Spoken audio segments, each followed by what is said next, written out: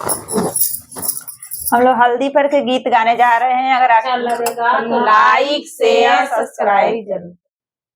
धन हो कवन बाबा धन रउरा बानी जी, कहिया के हरदी जतन कइले बाली जी, कहिया के हरदी जतन कइले बाली जी। धन हो कवन बाबा धन रउरा बानी जी, कहिया के हरदी जतन कइले बानी जी, कहिया के हरदी जतन कइले बानी जी। हमारो कवन बेटी अते सुकुवार जी, सहल न जनती हरदिया के गाँठ जी। हमारो कवन बेटी अते सुकुवार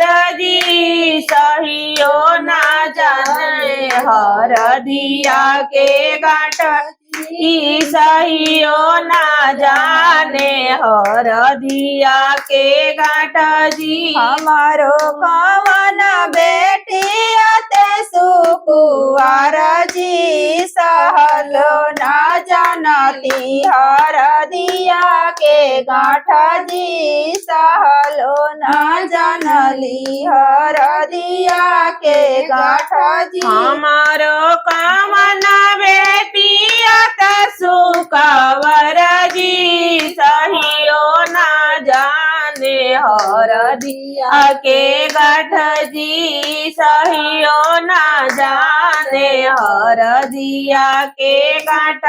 धन हो कवन चाचा धन रउरा बाली जी, कहिया के हरदी जतन कइले बाली जी, कहिया के हरदी जतन कइले बाली। धन कवन चाचा धन रउरा बानी जी, कहिया के हरदी जतन कइले बानी जी, कहिया के हरदी जतन कइले बानी जी। हमारो कवन बेटी अत सुकुवार जी, सहियो न जाने हरदिया के गाँठ जी, सहलो न जाने हरदिया के गाँठ जी। हमारो कवन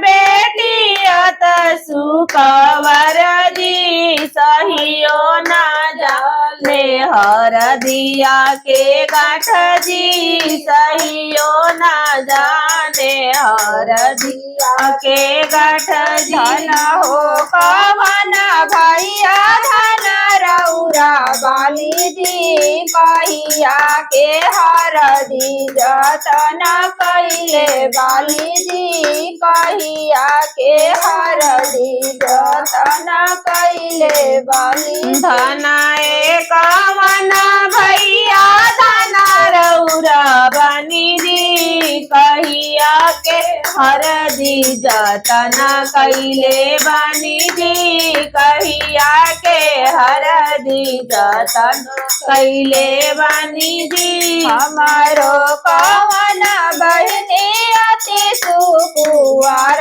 जी, सहलो न जाने हरदिया के गाँठ जी, सहलो न जाने हरदिया के गाँठ जी। हमारो कवन बहिनी अति सुकुवार जी, सहलो न जाने हरदिया के गाँठ जी, सहलो न जाने हरदिया के गाँठ जी, सहलो न जाने हरदिया के गाँठ जी, सहलो।